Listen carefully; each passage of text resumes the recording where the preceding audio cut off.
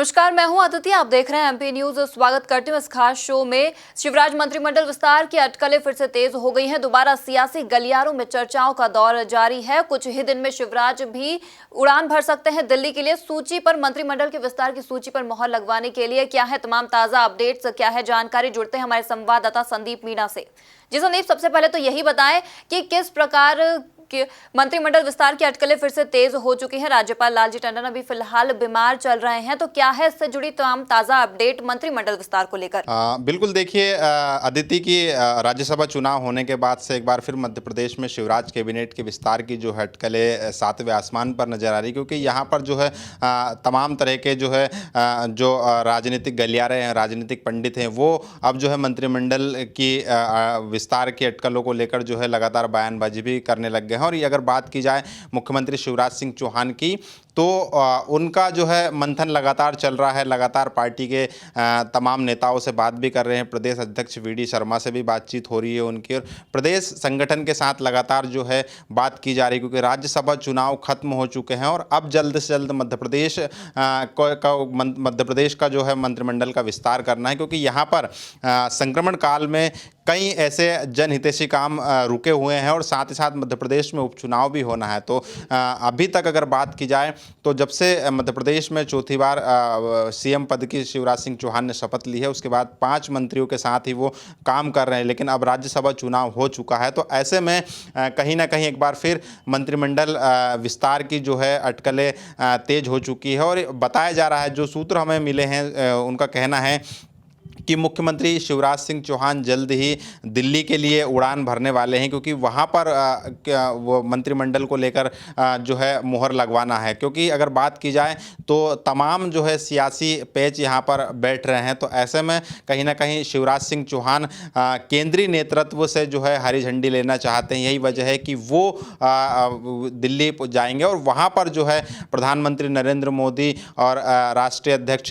JP Nadda और केंद्रीय गृह मंत्री अमित शाह सहित तमाम केंद्रीय नेतृत्व से मुलाकात कर मध्य प्रदेश का मंत्रिमंडल को लेकर जो है नाम को फाइनल करेंगे, और उसके बाद वो वहाँ से जो है नामों का लिफाफा लेकर मध्य प्रदेश में आएंगे और फिर जो है मंत्रिमंडल विस्तार होगा। लेकिन फिलहाल सबसे बड़ी बात यह है अदिति कि मध्य प्रदेश के राज्यपाल लालजी टंडन फिलहाल अस्वस्थ है और लखनऊ के मेदांता हॉस्पिटल में जो है एडमिट है। फिलहाल उनकी हालत स्थिर बताई गई है, लेकिन वेंटिलेटर सपोर्ट पर है। लेकिन जब तक राज्यपाल पूरी तरीके से ठीक नहीं हो जाता है, तब तक मंत्रिमंडल का विस्तार भी अटका हो, क्योंकि राज्यपाल ही तमाम मंत्रियों को जो है शपथ दिलवाएंगे और उसके बाद ही जब वो स्वस्थ होंगे तभी राजभवन में शपथ ग्रहण समारोह भी होगा। तो कुल मिलाकर हम कह सकते हैं कि यहाँ पर अगर बात करें तो मुख्यमंत्री शिवराज सिंह चौहान ने मंत्रिमंडल विस्तार की तैयारियां तेज कर दी है। तमाम नामों पर मंथन भी कर लिया है और वो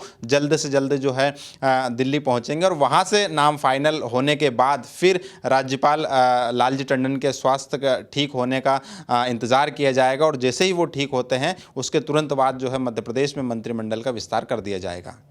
संदीप, जैसे आपने बताया फिलहाल राज्यपाल लालजी टंडन अस्वस्थ हैं, लेकिन इसी बीच जो शिवराज मंत्रिमंडल विस्तार की खबरें तेज हो चुकी हैं, काउंटडाउन शुरू हो चुका है, तो क्या लगता है किस प्रकार का मंत्रिमंडल विस्तार होगा, किस प्रकार के समीकरण बनेंगे, किन लोगों को तवज्जो दी जाएगी? क्योंकि ना कहीं ये बात सामने आ रही है कि ज्योतिरादित्य सिंधिया के समर्थकों को तवज्जो मिल सकती है, लेकिन वहीं बीजेपी के जो वरिष्ठ नेता हैं उनमें भी ये है कि उन्हें तवज्जो दी जाए, उन्हें पद दिए जाए। तो क्या है, किस प्रकार का मंत्रिमंडल विस्तार होगा, किन लोगों को तवज्जो दी जाएगी?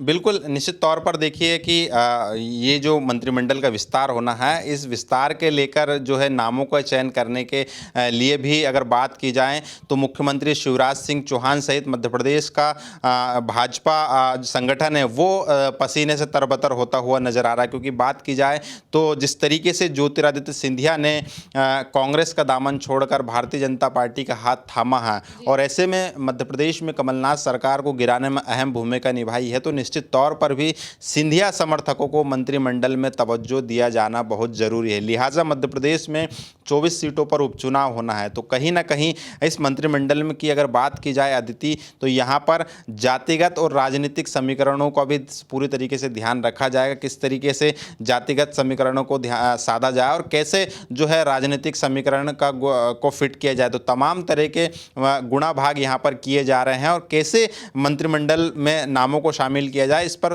तेजी से मंथन चल रहा है। जिस तरीके से सूत्र बता रहे हैं अदिति कि फिलहाल जो शिवराज सरकार का जो है मंत्रिमंडल का विस्तार होने वाला है, इसमें सिंधिया समर्थक के जो करीब 10 से 12 जो विधायक हैं उनको मंत्री पद से नवाजा जाएगा। तो कुल मिलाकर हम बात करें कि पिछली कमलनाथ सरकार में जो 6 कैबिनेट मंत्री थे वो तो मंत्री बने ही रहेंगे, उन्हें मंत्री बनाया जाएगा और फिलहाल तुलसी सिलावट और गोविंद सिंह राजपूत को मंत्री बना दिया गया है। लेकिन बाकी के जो इमरती देवी है, महेंद्र सिंह सिसोदिया है और दूसरे अन्य जो लोग हैं, प्रभुराम चौधरी सहित तमाम जो सिंधिया समर्थक हैं उन्हें जो है मंत्री पद से नवाजा जाएगा। राज्यवर्धन सिंह दत्तीगांव की बात की जाए, बिसाहू लाल की बात की जाए, तो तमाम ऐसे सिंधिया समर्थक है करीब 10 से 12 उनके नाम हैं जिन्हें मंत्री पद से नवाजा जाएगा। दूसरी तरफ अगर बात की जाए तो भारतीय जनता पार्टी के भी जो है कई ऐसे अनुभवी नेता हैं, विधायक हैं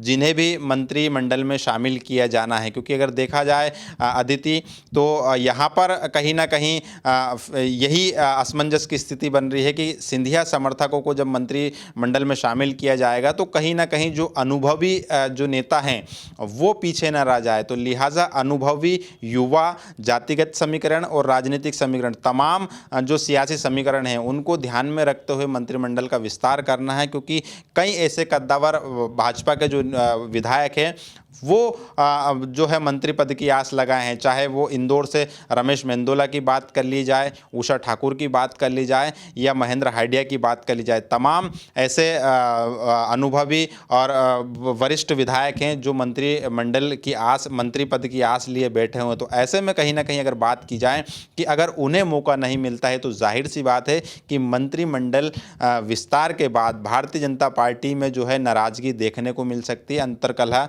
देखने को मिल सकती है। इसी फिराक में और इसी मौके की तलाश में कांग्रेस भी बैठी है। कांग्रेस को भी शिवराज मंत्रिमंडल का इंतजार है कि कितनी जल्दी ये मंत्रिमंडल हो और कैसे कैसे नेताओं की नाराजगी सामने आए, क्योंकि निश्चित तौर पर मध्य प्रदेश में उपचुनाव होना है और ऐसे में अगर मंत्री पद से जो नेता नवाजे नहीं जाएंगे उनकी नाराजगी जाहिर तौर पर सामने आएगी और उसी मौके की फिराक में कांग्रेस है और उन्हीं नेता पर जो है कांग्रेस ने डोरे डालने शुरू कर दिए। लिहाजा जो नेता अगर मंत्री पद में शामिल नहीं होता है, जो अनुभवी, जो वरिष्ठ भाजपा का विधायक होगा, उसे मंत्री पद नहीं मिलेगा तो जाहिर तौर पर भीतरघात का खतरा भी भारतीय जनता पार्टी में बना रहेगा।